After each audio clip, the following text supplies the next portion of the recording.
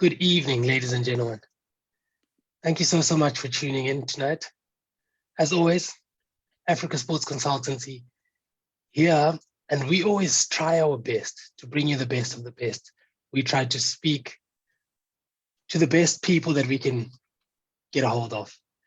And again, tonight's no different.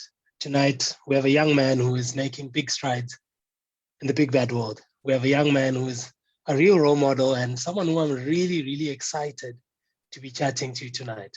And tonight, Francis Mayebe. Francis, how are you doing? I'm doing really well, thank you, ma'am. And how are you doing? No, I'm very well, thanks. You know, it's weird times we're living in, and I wonder how you're coping over there where you are. No, absolutely. It's weird times that we're living in, and I'm coping really, really well, I'd say. It's a bit difficult because everything, is shifting online and all that. But otherwise, we just adjusted to the new reality. Yeah, we say that. We are having this conversation. Otherwise, I'd have to fly to you to have this conversation. But there is some positives, isn't there? Absolutely, absolutely. I mean, from adjusting to the new reality, we're now like learning new ways of doing work, doing business, whatever we're doing, and new and easier ways to do things. So, I mean, absolutely, I agree with you on that. Fantastic. It's a conversation, Francis, and thank you for coming through and having this conversation with us. And I know there's a lot of people who are excited, who want to know so much about you. And if you've just tuned in, you didn't get the caption. We have a guy sitting in front of us here who has an LLB degree with 26 distinctions and 21 academic merits or so. I might get my numbers crossed. But before we get there, Francis, let's talk about you. Let's talk about you. Who, when all of us know Francis the scholar, but we want to know a little bit more about you. So can you tell me a little bit about your childhood? Well, Francis, I would say, has a very interesting childhood. I was born and bred in Bulawayo, Zimbabwe, where I moved around a lot of schools because I used to play cricket, and a few schools wanted me to play cricket for them. So I moved around from Sizane High School and then to Milton and then to Falcon College to play cricket. So I'll say I had a very, very sporty upbringing.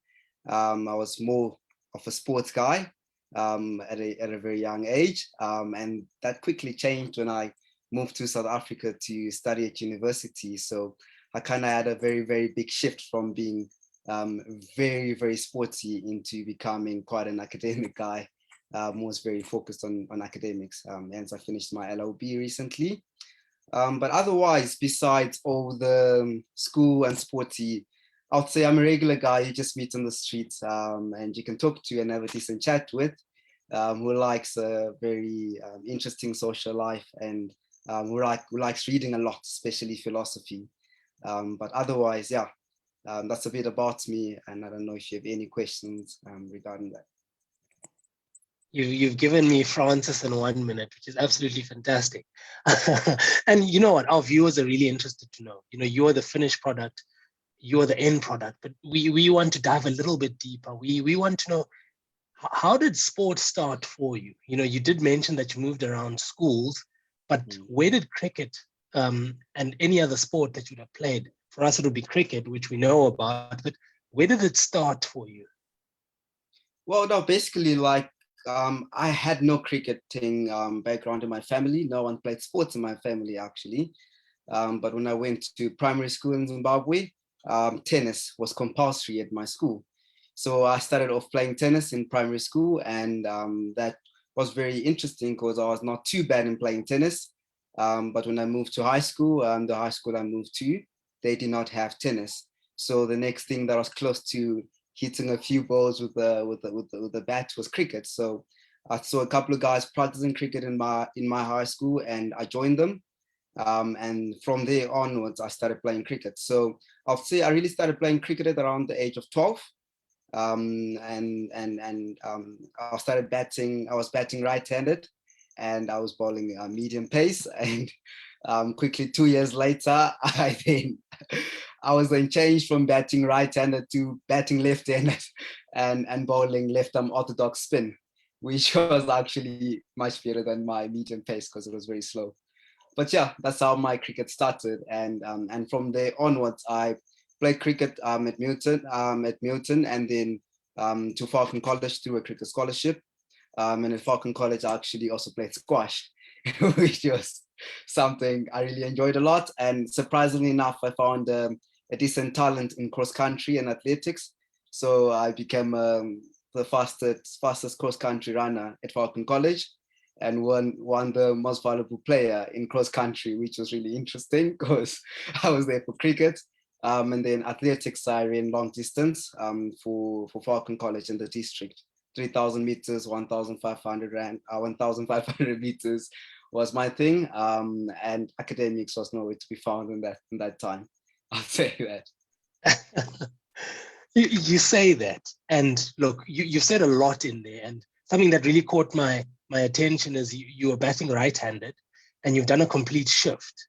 And for anyone who's watching and is not does not have a sporting background, that's like someone writing with their right hand and then suddenly now changing to writing with their left hand, which is phenomenal. And that already for me speaks to your sense of intelligence and your adaptability. So what sticks out to me there is how you've said you've moved around to different schools because of your cricket.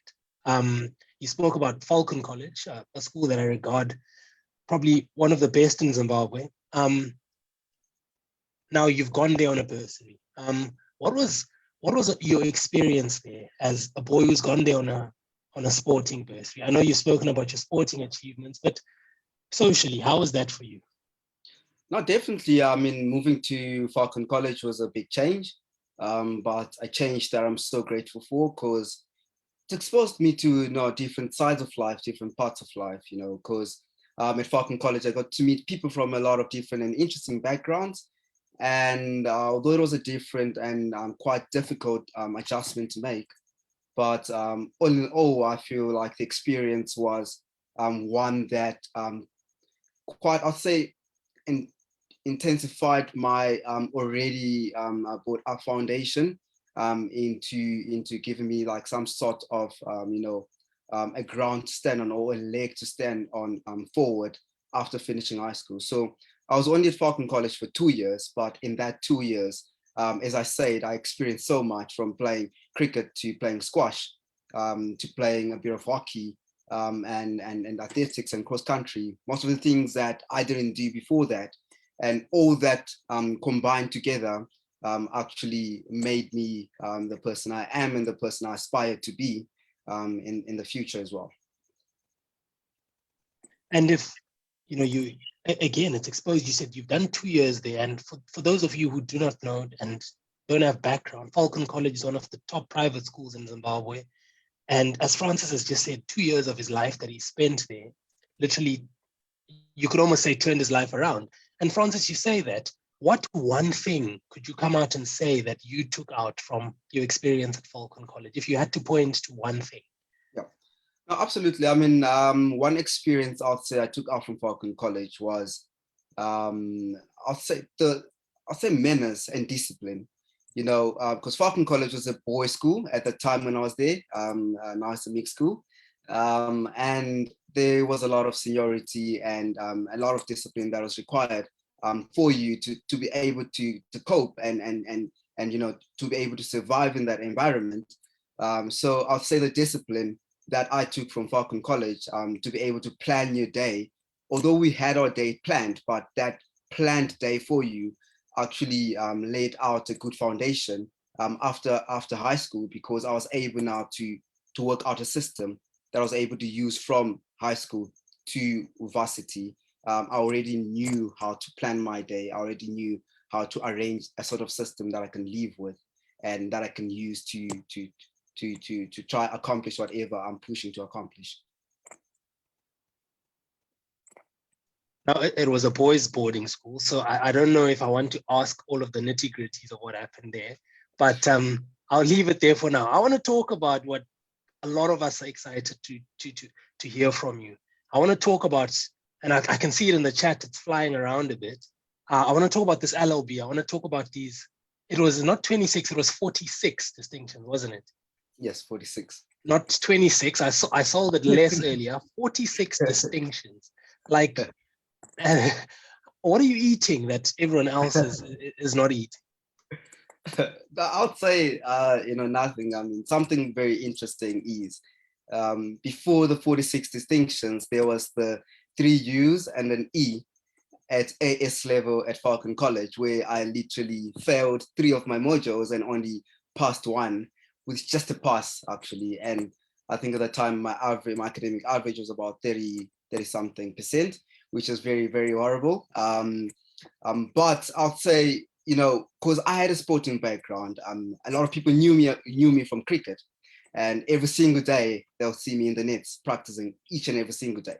So it's that discipline that I learned from sport that I then took up when I went to university, because I knew what it took for me to perform well during the weekend when I'm playing my cricket matches, or to get promoted to semi-professional level, or to get promoted to the first team, or to make Zimbabwe age group cricket.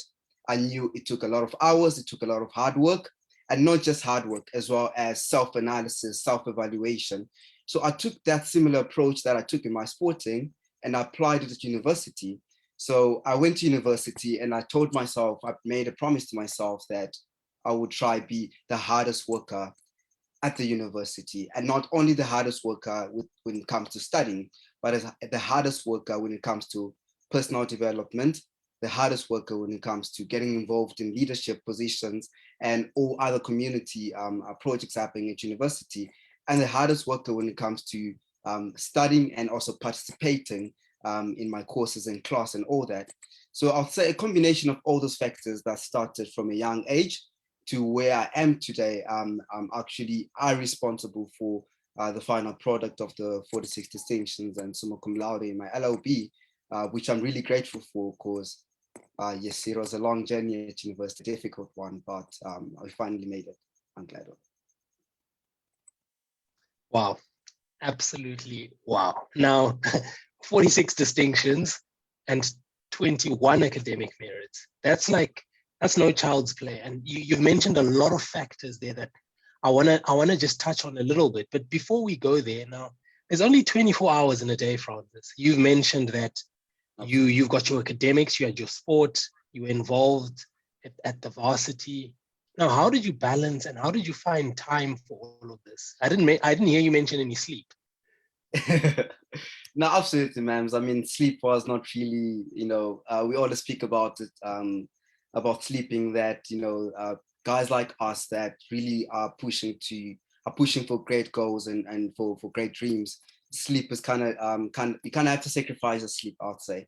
And then when it comes to the question that you just asked me, I was very fortunate. I'll tell you a very interesting story. I was very fortunate on a bus ride from the Eastern Cape in my first year at university to Durban, which is a very, very, very long trip. I met this guy who introduced me to personal development coaches. Introduced me to Tony Robbins, introduced me to Eric Thomas, and they spoke about the principles of life. They spoke about goal settings. They spoke about writing your goals down. They spoke about not only planning what you want in 10 years, but breaking it down to each and every single day, having a plan. So for example, if you want to get 80% for a module as your plan for the end of the semester, you don't just write down 80% for the module, you plan it down accordingly. What do you want for the first test? What do you want for the assignment 1? What do you want for assignment 2?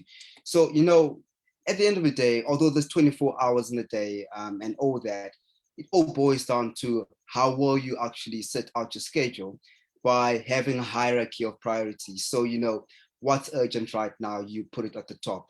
What's not urgent, you put it at the bottom, and you kind of stick to your planning. And from there onwards, everything becomes easier to digest because you have a goal that you're pursuing.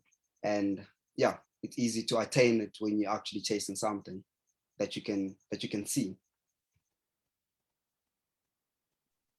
There we go. There's a big secret there, and that is a portion that I would love to snip out at some point and give to any young person or aspiring academic, to take in and to make use of. And something that you spoke a lot to was you spoke about goal setting, you spoke about breaking down your goals in an academic context. And from where we sit as Africa Sports Consultancy, you know, you've just shown that we're on the right track, because one of the services we offer is we offer a virtual goal setting journey, which opens up the conversation with your performance goal, your fitness goal, your technical goal, and your mental goal. And also speaks to what you want, what your goal is for the season, where previously in a lot of sport, it's always been, oh, what's your goal for the season? I want to be the top goal scorer or the top run scorer.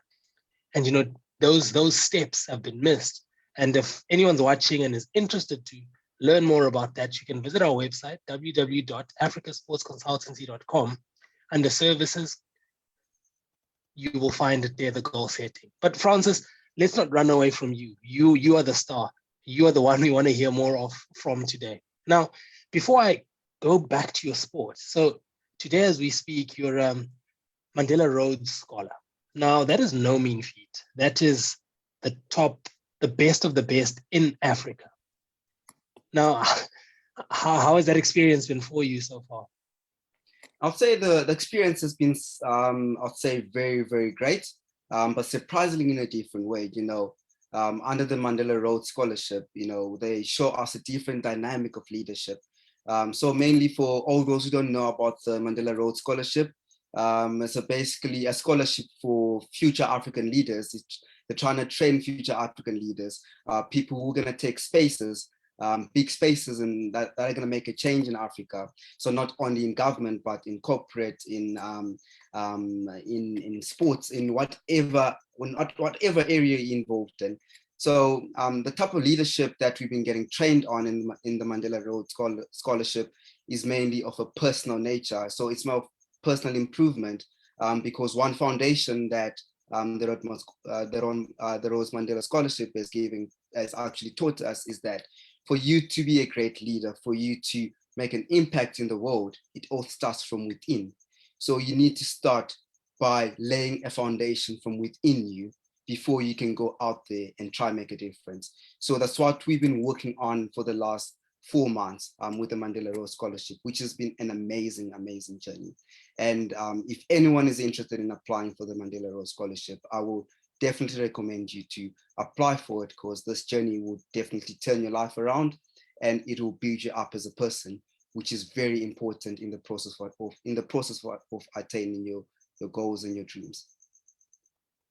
Now, Francis, when you become president, please do not forget me. I will carry your bag, I'll polish your shoes, whatever it takes. Ladies and gentlemen, if you've just tuned in, we are chatting to Francis Mayebe. Francis is a top academic. He's a young cricketer in his day. And as we speak today, he's just completed his LLB, which is a law degree, with 46 distinctions and 21 academic merits. And today he sits here. Now, Francis, we've spoken a lot about your academic prowess. Now, you've played age group cricket for Zimbabwe. You've played provincial cricket for Zimbabwe in your younger days. Do you still play now? Unfortunately, not. Unfortunately, not, because there's a lot of things happening at the moment. So as I spoke about it earlier, you kind of have a hierarchy of what's important, and at the moment, cricket hasn't been what's urgent and what's important in my life. That's why I'm trying to get involved in cricket in other ways, other than playing cricket, and also to see if I can contribute to the game in other ways except playing. So my playing days, unfortunately, are currently on I'd say not over, but on a pause for a couple of years. Okay, I'll let the coach know that you're available. Ladies and gentlemen, if you may now, please just post your questions in the chat. Whatever questions you have for Francis, please pose them there, and we can have him answer them for us here tonight. Now, Francis, while everyone types in their question, you know, you spoke about the Rhodes Mandela Scholarship, you spoke about future leaders. Now, as it stands now, you're a young person, intelligent young man from Zimbabwe. How do you see yourself going back to Zimbabwe and adding value? That's a very interesting question, Nance. Thank you for that. I'll say, Guru, at the moment, as a young person, one of my main goals is to go back to Zimbabwe as an older, well-grounded and well-founded individual that can actually make a change. So when we speak about making a change, most people, they speak about just making a change generally. But my definition of making a change is actually being well-grounded and making meaningful change. And at the moment, I'll say I'm not in a position to do that. That's why I am working extremely hard in my field of law. As one of my areas of interest is financial regulation and supervision. And I'm hoping that in the future, after maybe completing a PhD, I'll be going back to the Reserve Bank of Zimbabwe and working on financial regulation and supervision, as it is one of the important aspects of our economy in Zimbabwe, and making a difference and bringing some expertise in that field would really be helpful to the country. So I'll say I can't give you a straight answer on that, because that's a very far-fetched topic at the moment, but I see myself making a contribution in some way in the future using my experience and expertise.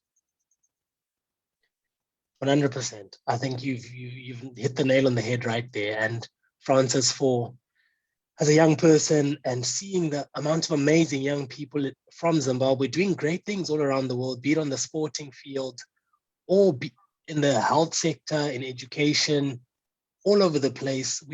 There's so many gems coming from Zimbabwe, but it gets lost. So it's nice to hear young people like yourself talking about going back and giving back and adding value in the country and helping it come back up. So without any further ado, Francis, I'm going to look slightly to my left here just to be checking the questions. And I've just been going through the chat. There's a question from Awaki Wenumano, he's a big fan of yours, it seems. He's in awe of all of your distinctions. And he says, brother, so how did you go from your AS levels? What did you change? Was it just discipline? Like, how many hours do you study in a day? So you can answer those questions in any order. I'll say what changed a lot. I think on my AS level, mainly my focus was mainly on cricket. So I spent most of my hours playing cricket than actually doing my schoolwork. Hence, I got very, very horrible results on my AS level and almost dropped out of high school. But the big change that happened when I went to university was mainly my mindset, my approach towards my studies. So I stopped viewing my studies as something that's difficult to do, something that's boring. But I started having that excitement and started becoming more practical, because, when you're studying law, it's a very, very practical field. So you need to give life to the scenarios that you're getting. You need to give life to the content.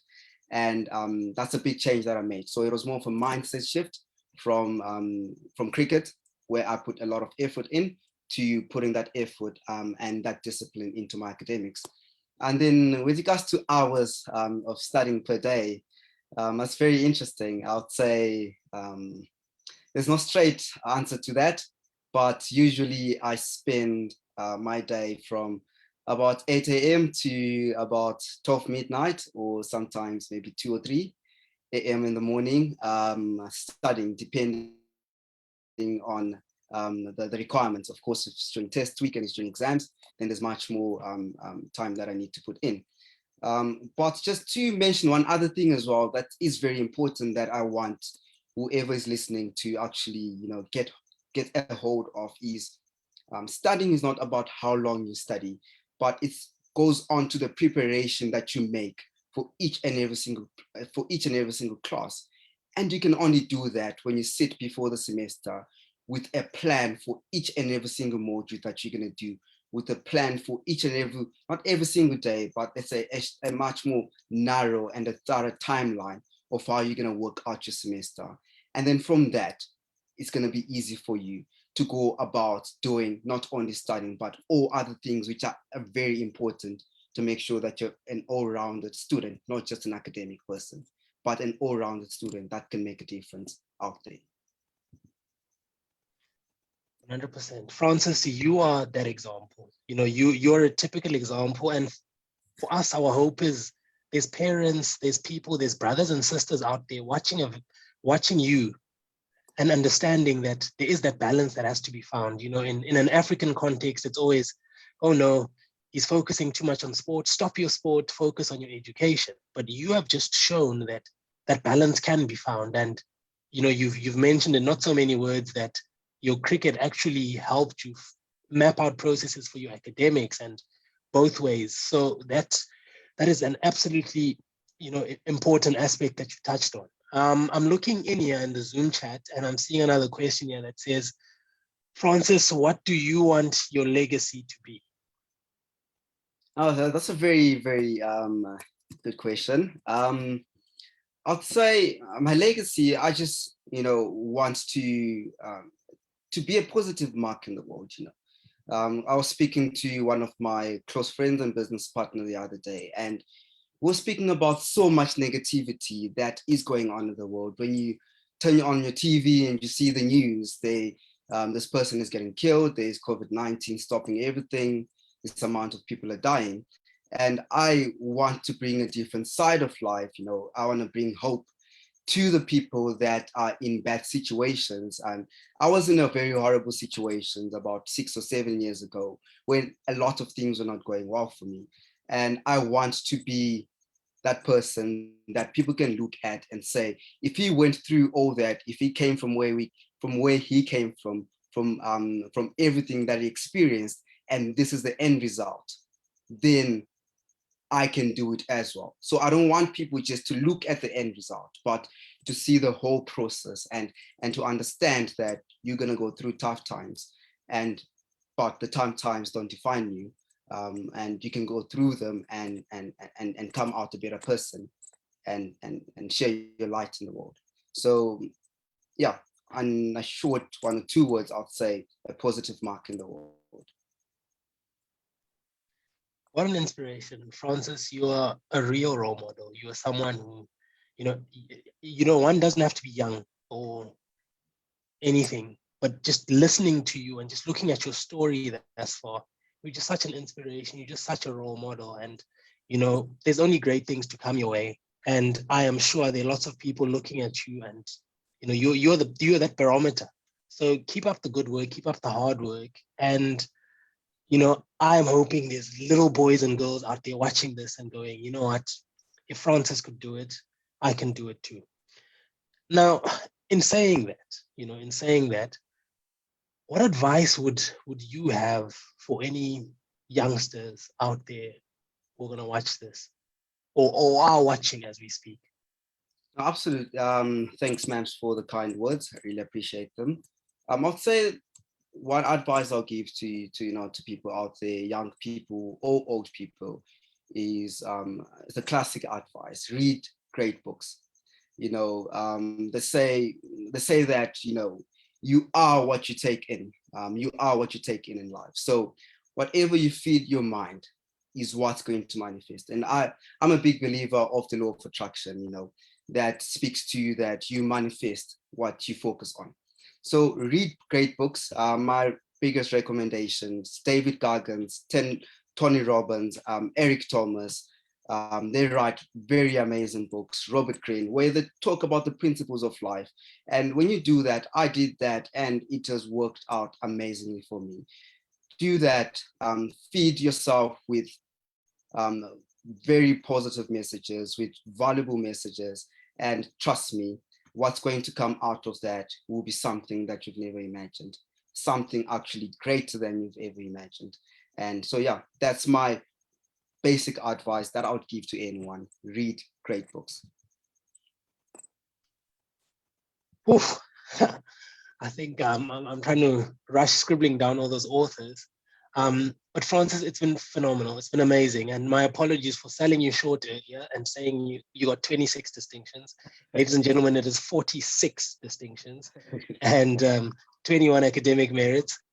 And what an inspiration, just chatting to you, easygoing, showing us that you don't have to sit in the library all day to achieve this. You had time to do a lot of other things, and there is scope to do greater. And just your passion and your will to go out into the world it's inspiring. It's a breath of fresh air. It's nice to hear that there are young people out there who are not just thinking about themselves, but thinking about the greater good and about the future going forward. So, Francis, thank you so much for your time. And, I'm sure all the viewers really appreciate you making the time and taking the effort. And it's a pity we've run out of time and we can't take any more questions, but thank you so much. And I don't know if you have any parting words. No, thank you so much, Goodwill. I really appreciate the invite and also the positive mark that you have heard in my life. You're one of the few people that have actually put in a lot of effort in helping me out in a lot of ways. So thank you for that. And ladies and gentlemen, to all those that are watching, visit Africa Sports Consultancy. Great services available there. As one partners as well and directors of Africa Sports Consultancy, we worked on these products and you won't regret it. So yeah, thank you so much for tuning in today, and I wish you all the best in the near future. Thanks, Francis. You heard it here first, folks. And, as much as we can, who are we to not tap into a wise mind like Francis and get him to assist us where we can? And, in saying that, we've come to the end. Be sure to join us again next week. We have an exciting conversation happening next week. Be sure to join in, same place, same time. But from my side, let's just remember, ladies and gentlemen, COVID is still a reality. It hasn't gone away. Let's keep sanitizing. Let's keep washing our hands. Let's keep social distance. And more importantly, let's keep looking after our loved ones, for not every day is promised. From my side, it's good night. Take care. Same time, same place next week. Goodbye.